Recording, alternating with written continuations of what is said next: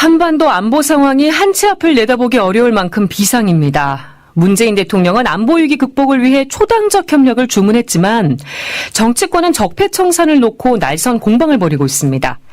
바른정당 하태경 최고위원 연결해서 전국 현안에 대한 견해 들어보겠습니다. 하태경 최고위원님 안녕하십니까? 네, 안녕하세요. 하태경입니다. 네. 추석이 코앞인데 한반도 정세가 불안합니다. 미국과 북한의 말싸움이 이거 군사 행동으로 정말 이어지진 않을까 우려되는데 이런 상황 어떻게 바라보고 계세요? 아직 참정을 찍지 않았다고 말씀드리고 싶고요. 네. 긴장이 훨씬 더 고조될 것이다. 아, 이게 끝이 아니고? 예, 그렇죠. 그래서, 네. 지금 정말 대한민국, 어제도 리용호 외상이 선전포고했다고 했잖아요. 네. 그래서 실제 전쟁 상황이라고 강조하고, 이 국면을 우리 대한민국이 맞이해야 된다. 네, 그런 말씀 드리고 싶습니다. 네. 실제 전쟁 상황이라고 생각해야 된다. 굉장히 심각하게 보고 계신 거네요. 그렇죠. 어제 죽음의 백조? 네. 전략 폭격기가 북한 상공을 날았고, 네. 그리고 어제 이용호 외무상 발언을 보면, 북한도 우려를 하고 있는 것 같아요. 우려를 하고 있지만, 북한 입장에서는 더 이상 물러설 곳이 또 없기 때문에, 네. 미국에 더 강하게 맞설 가능성이 높고요. 그럼 미국도 그냥 있을 수 없고, 그래서 지금, 거의 치킨 게임이라 그러죠. 서로 이제 겁쟁이가 누구냐, 마주보고 달리는, 폭주 기관차, 그런 형국인 것 같습니다. 네. 미국의 폭격기와 전투기가 이 정전협정 이후 처음으로 NLL 북쪽에서 무력 시위를 벌인 거. 청와대는 이게 문 대통령 뉴욕 순방 때 협의된 것이라고 했는데 미국과의 공조가 아니라 일방적인 통보가 아니었느냐 이런 지적이 나오고 있습니다. 의원님 어떻게 보세요? 그건 아닌 것 같아요. 청와대 설명이나. 네. 그래서 그러면, 미국하고 사전 협의가 된 것 같은데, 이제 문제는 국민들이 이제 문재인 대통령 현 청와대가 미국하고 제대로 공조가 되고 있는지 우려하는 시선이 아직도 강하게 있는 거죠. 그렇게 보시는군요. 그 출발이 문재인 대통령이 한미 동맹보다도 대한민국 운전자론 해서 네. 대한민국이 주도하겠다. 근데 지금 상황을 보면 어쨌든 대한민국은 주도할 입장이 아니잖아요. 네. 미국과 북한이 주도하고 있고 네. 대한민국은 따라가고 있는데 그런 어쨌든 과거의 대통령의 여러 가지 발언이나 행보 때문에 오해가 아직도 남아있는 것 같습니다. 하지만 좀 대통령을 믿고 따라줬으면 좋겠어요. 대통령이 최근 1, 2개월 사드 배치라든지 네. 북한의 제재 압박 그리고 미국, 일본이랑 공조하는 것이 취임 초기와는 확연히 달라졌다. 대통령 중심으로 좀 믿고 단결하자는 말씀을 좀 드리고 싶습니다. 네. 리용호 북한 외무상이 어제 긴급 기자회견에서 미국 폭격기들이 영공을 넘어오지 않더라도 모든 자위적 대응 권리를 보유하게 될 것이라고 말했거든요. 또 누가 더 오래 가는지 두고 보면 알 것이다. 근데 북한이 앞에서도 사상 최고의 초강경 대응을 하겠다고 이미 말을 했던 만큼 다음 달 추가 도발 가능성이 거론되고 있습니다. 북한이 실제로 도발을 감행할 거라고 보시나요? 그러니까 도발의 의미를 좀 구분할 필요가 있는데요. 네. 북한이 핵실험을 하고 미사일을 쏘고 하는 거는 자기들의 핵 미사일 무기 체계를 고도화하기 위해서 네. 말 그대로 이제 테스트를 하는 거고요.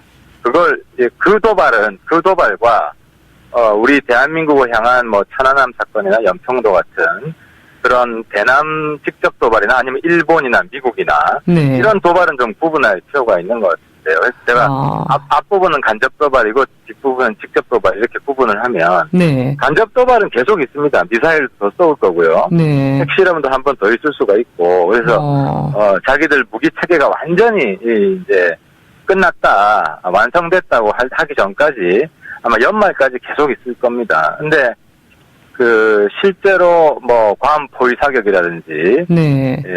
우리 쪽을 공격한다든지 이럴 가능성은 현재로서는 높아 보이진 않지만 어제 서로 지금 거의 치킨 게임이 네. 서로 이제 무력 위협하는 데까지 가고 있기 때문에 그 가능성도 배제하면 안 될 것 같습니다. 네. 직접 도박 가능성도. 네. 어제 박지원 국민의당 전 대표는 저희 프로그램에 나와서 문 대통령이 대북 정책을 참 잘하고 있다. 이 와중에도 대화를 끝까지 제안을 하고 있고 김정은 위원장에게 탈출구를 열어주고 있다고 했는데 하태경 의원님은 어떻게 보세요? 좀 대화에 대한 환상을 이제는 버렸으면 좋겠어요. 아. 그러니까 물론 이제 대화를 아예 뭐 포기할 필요는 없죠. 근데 그 대화의 방식이 네. 북한을 최대한 압박해서 북한이 이제 빌면서 나오는 대화가 아니면 대화의 가능성이 사실상 차단된 현실이 지금 펼쳐지고 있다. 이런 상황에서 계속 급반전할 것처럼 네. 이렇게 이런 환상을 심어주는 것은 정치인이 또 국민으로서는 속이는 거라고 보고요. 이 치킨 게임은 어느 한쪽이 사실상 굴복하는 그런 게임이다. 그러니까 북한이 핵무기 미사일 완성 선언하기 전까지는. 네. 그래서 굉장히 좀 냉정하게 현실을 좀 봐야 될 것 같아요. 네. 대북 정책을 아주 잘하고 있다고 보진 않으시는군요. 아니, 문재인 정부는 제가 생각한 것보다는 잘하고 있습니다. 물론 사드 배치도 했고, 네. 또 지금 미국, 일본하고 같이 공조해서 대북 압박을 강화하고 있고. 네. 근데 이제 문제는 김정은이 핵 미사일 포기하려는 의지가 자기 아버지 때보다 뭐 비교해서는 거의 없고. 네. 끝까지 가려는 모습이 확실히 보이기 때문에 쉽게 김정은을 굴복시키기가 쉽지 않다 하는 말씀을 드리는 거죠. 네, 그렇게 보시는군요. 안보 상황이 엄중한데 정치권에선 협치가 어려워 보입니다. 문 대통령이 내일쯤 여야 대표들과 회동을 가질 걸로 보이는데 이 자유한국당 홍준표 대표는 불참 의사를 아직도 분명히 하고 있거든요. 하태경 의원님도 그 SNS 통해서 홍 대표 비판하셨던데 이 협치 붕괴의 책임 홍 대표에게 있다고 보시나요? 좀 안타깝고요. 지금 한반도 상황을 보면 대한민국에 두 명의 적이 있다. 외부의 적과 내부의 적이 있는데 네. 외부의 적은 김정은이고 내부의 적은 홍준표 같아요. 아, 그렇게 보세요. 예, 홍준표 대표 말하는 거 보십시오. 안보관이 다른데 왜 만나냐 이래놓고 또 1대1 회동은 하겠다고 그러잖아요. 그랬죠. 뭐 국민들 바보로 하는 것도 아니고 자기 몸값 제대로 챙겨달라. 예. 지금 그런 이야기 할 때가 아니잖아요. 대한민국이 말 그대로 제가 말씀드린 대로 전쟁 상황이고. 네. 이런 상황에서 대한민국 당들의 중심은 홍준표가 아니라 대통령이에요. 네. 그러면 여야를 떠나서 대통령 중심으로 단결하는 모습만이라도 보여줘야 되는 거죠. 이런데 그냥 혼자서 끝까지 영수회담 가지 않겠다. 네. 적어도 국내에서는 대화는 해야 될 거 아니에요. 김정은처럼 네. 자기도 김정은처럼 대화 안 하겠다는 거 아닙니까? 국내적으로 보고 계시는군요. 근데 일각에선 홍 대표가 이렇게 강경한 입장을 보이는 이면에 제1야당인 자유한국당에 반대하면 국회 선진화법 때문에 각종 법안 처리가 힘든 점을 염두에 둔 거 아니냐 이런 말도 있습니다. 결국 문 대통령이 홍준표 대표를 끌어안을 수밖에 없다고 보시나요? 어떻게 보세요? 홍준표 대표가 계속 저렇게 나가면은 자유한국당 내에도 반란표가 생길 거고요. 이번에 뭐 김명수 그 대법원장 그 찬성 투표 뭐 저도 했지만은 자유한국당에도 찬성 투표 왜 없었겠습니까? 그러니까 홍 대표가 당을 지금 뭐 100% 다 자기 마음대로 이끌고 있는 것도 아니고 특히 안보 국면에서 보수 정당이 안보 정당이잖아요. 네. 그래서 홍 대표가 하루빨리 이 안보 문제까지도 정쟁화하려는 이런 본인의 이런 노선은 빨리 폐기를 해야 된다고 생각합니다. 네. 그 지난주 김명수 대법원장 후보자 인준안 표결 때 자유한국당에서도 찬성표가 나왔다는 거는 확인이 되신 건가요? 그 부분은? 그게 무기명 투표이기 때문에, 네. 일일이 알 수는 없지만, 언론에서 조금 나왔잖아요. 적어도 100% 반대편은 아닌 걸로 알고 있습니다. 그렇게 알고 계시는군요. 그 적폐청산이냐 정치 보복이냐 이 더불어민주당과 자유한국당의 갈등이 심상치 않습니다. 그 자유한국당 정진석 의원이 SNS에 노무현 전 대통령에 대해서 글을 올린 이후 공방에 불이 붙었는데요. 이런 상황은 지금 어떻게 바라보고 계세요? 그래서 좀 전에 말씀드리듯이 지금 안보 위기에서 네. 전직 대통령을 정쟁으로 몰고 가는 건 좀 서로 자제를 했으면 좋겠어요. 물론 이제 한국당도 심하고요. 네. 고인이 된 노무현 대통령 북한 참시하는 거로 국민들은 볼 것 같고요.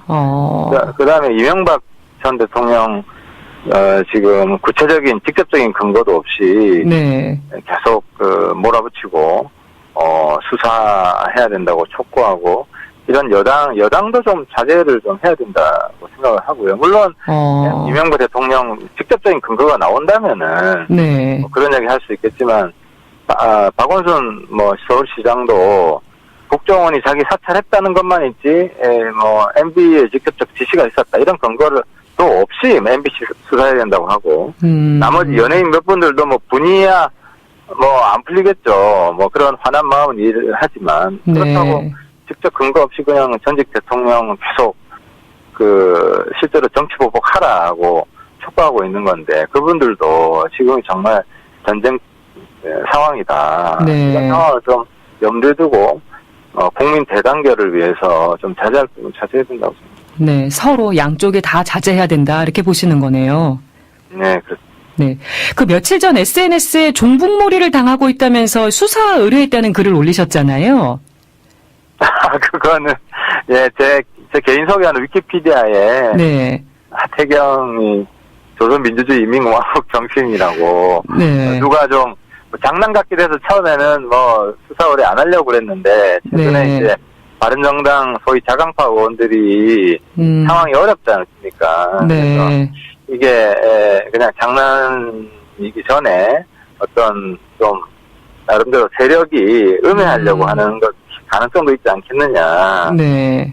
그리고 이제 문재인 대통령도 비슷한 사례가 있었어요. 처벌받은. 네. 그래서 처벌받은 사례도 있는데 이렇게 하는 거 보면은 좀 그냥 개인의 장난은 아닌 것 같아서 수사 의뢰를 했습니다.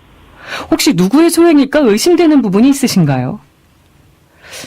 아직 그것까지는 없으시죠? 예, 그것까지는 없습니다. 근데 아무래도